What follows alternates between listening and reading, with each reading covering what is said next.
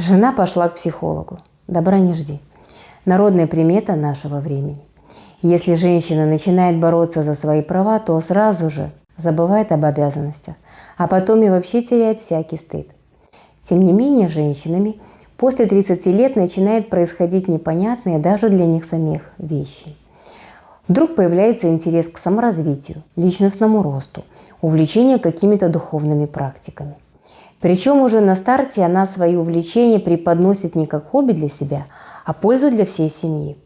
Она расклад на картах сделает и скажет мужу, ехать или нет. Ну а йога, здоровое питание – это, конечно же, чтобы все были здоровы.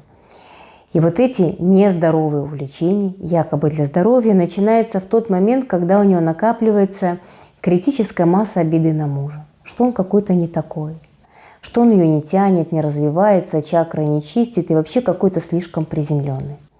И она после очередного какого-то тренинга пробуждения вдруг прозрела.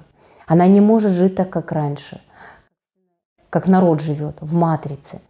Именно поэтому у нее появляются новые подруги, которые тоже просвещенные, в отличие от нас, темных. Портятся отношения не только с мужем, но и с родителями, родственниками, соседями, друзьями. Курсы по саморазвитию рассчитаны на женщин 30-40 лет. Этаких доверчивых Настенек, которых природа наградила легкостью, нежностью, заботой. Жили душа в душу, все было хорошо. Но после рождения ребенка с Настенькой начинают происходить какие-то странные вещи.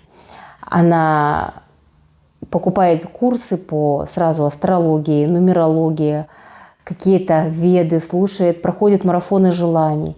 Утром проснулась, настроилась на позитивное мышление, аффирмации. Днем чакры чистит. Вечером проходит очередной марафон желаний. Глядишь, и день пролетел. А дети тем временем не кормленные, дома беспорядок. И вот если муж заикнется, что вот надо бы прибраться и вообще что это такое, она сразу в штыки. Найди себе удобную женщину, серую мышку, которая будет молчать в тряпочку, а я богиня. Ведь на курсах по саморазвитию пропагандируется идея, что она супер-женщина. Она не такая, как все. Она достойна лучшего. И очень скоро она встретит своего настоящего мужчину, обеспеченного, который купит ей загородный дом, машину, бизнес, потому что она королева. А муж Андрей пытается донести до своей Настеньки, что ты что-то, мать, попутала в этой жизни. Это тебе мозги промывает, это секта, чтобы ты несла туда деньги. Но одно дело ругаться с ткачихой-поварихой, в крайнем случае продавец из пятерочки, если жена. А другое дело с высокодуховными, с просветленными. Но Андрей парень еще тот. И вот однажды, не выдержав, он говорит: Настя, ты саморазвивающееся ничто. И это была последняя капля. Раз ты не разделяешь мои интересы, ты излучаешь негатив, ты поглощаешь мою энергию, ты абьюзер, газлайтер, нарцисс, все сразу собирает вещи, забирает ребенка и скрывается в неизвестном направлении. Со словами: я хочу прожить свою жизнь, я не хочу жить так, как мама, я достойна лучшего, я хочу заниматься любимым делом, радоваться жизни, делать все по настроению, эйфорировать. Причем Настенька понимает это буквально, что в жизни ничего делать не надо. Занимайся любимым делом, причем что любимым делом тоже нужно вкалывать. Это мысли такой нет. Но она свято верит в свою теорию. И надо признать, что для этого есть основания. Зачастую мужья, сами того не подозревая, поддерживают вот эту иллюзию. Ведь Настя, когда ушла, да, она говорит Андрею: ты меня душишь, я хочу прожить свою жизнь, не нужно мне помогать. У него чувство вины. Она дальше: ты меня не понимаешь, ты какой-то бесчувственный. У него чувство жалости, ты не понимаешь, как мне тяжело. И тут такая вишенка на торте, она говорит: знаешь, вот ты показал свое истинное лицо. Если бы ты любил, то позаботился. И настоящий мужчина все оставит женщине. Андрей то ли из чувства долга, то ли из чувства жалости, чтобы не испортить отношения, окончательно поддерживает ее как может. Потому что Андрей прекрасно понимает, что работы у нее нет. Она никогда не работала, что она там голодная сидит. И он ей то денежку вышлет, то кредит погасит, то какой-то подарочек сделает. И заметьте, самое важное, Настя никогда не просит. Многие ошибочно упускают этот момент, считая его несущественным. Тем не менее, это единственная возможность вернуть Настю сразу в реальность, а потом и в семью.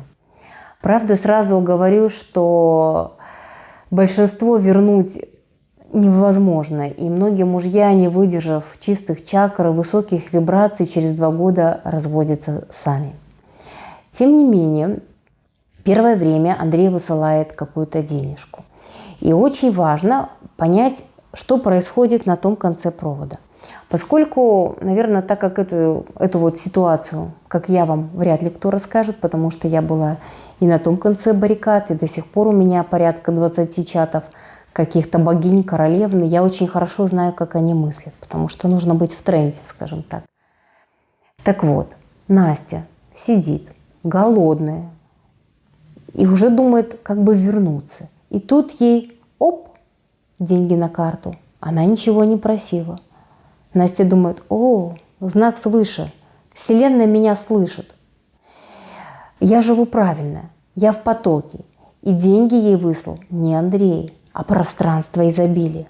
А Андрей всего лишь проводник ее желаний.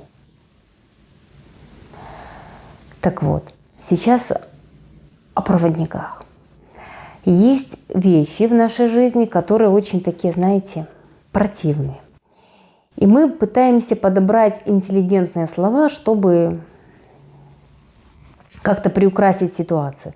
Но когда у нас хватает смелости называть вещи своими именами, то многое становится на свои места. Есть вот эти все курсы по саморазвитию, начиная от эзотерики, какая-то мистика, ритуалы, астрология, таро, марафоны желаний проходит, образно говоря, в Институте благородных девиц. Я хочу сразу отметить, что большинство женщин, они не заканчивают этих институтов. Они заканчивают обычный человеческий институт. Нархоз, иньяс, филфаки, работают учителем, врачом, нотариусом, бухгалтером. И у них хорошая семья. И если они хотят, чтобы всем было хорошо, они просто делают пельмени, вареники, борщи, котлеты, чтобы действительно все было хорошо. И они не занимаются вот таким саморазвитием с эзотерическим духовным уклоном. Возможно, они там какие-то курсы кройки или шитья, кулинарии проходят, как мама развивается, но вот в духовную сферу они не идут. А вот эти курсы по саморазвитию, скажем так, проходят в Институте благородных девиц, интеллигентно называем, на которых, как правило, идут на переквалификацию женщины, которые, возможно, тоже закончили какой-то высший вуз, какой-то у них диплом есть, но они не хотят работать по диплому, ведь там нужно вкалывать. Они хотят эйфорировать, по настроению все делать, получать удовольствие. И вот в этом Институте благородных девиц, скажем так, есть 2 факультета. Один факультет – это курсы соблазнения для содержанток. А второй факультет – это для богинь, королевн, которые высокодуховные.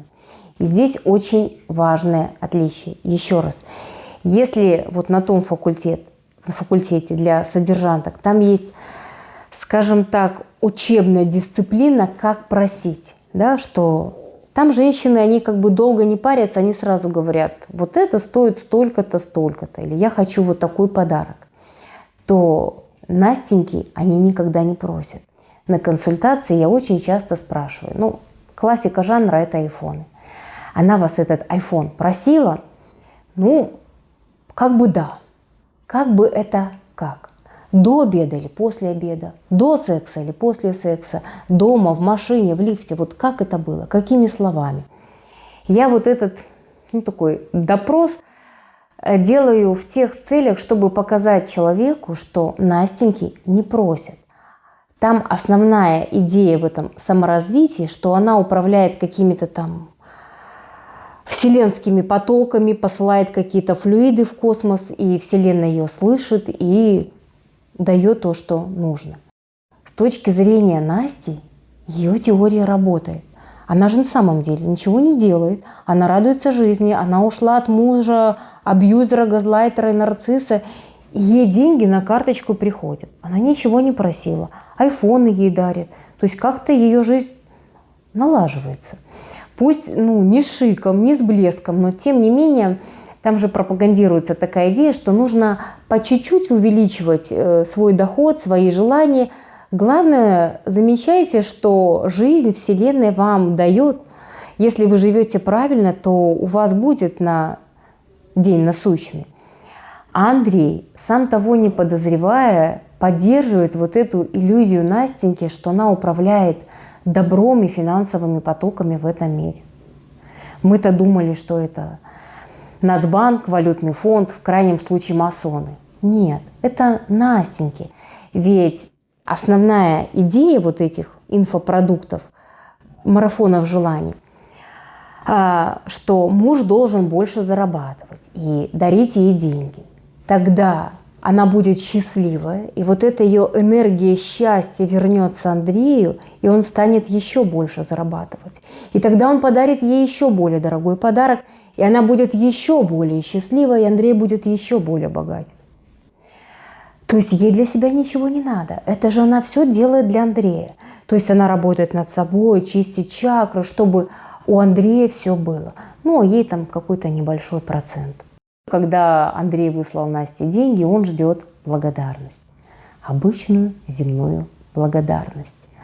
Но для Насти вот какие-то ласки, нежность – это слишком пошло и низменно. Она, знаете, там же выхвачены из общего контекста фразы, какие-то идеи, там и веды, и гейши. Те же гейши, они же сексом не занимаются, они возбуждают пространство. И тогда мужчине фартит. И вот Настя такая а-ля гейша.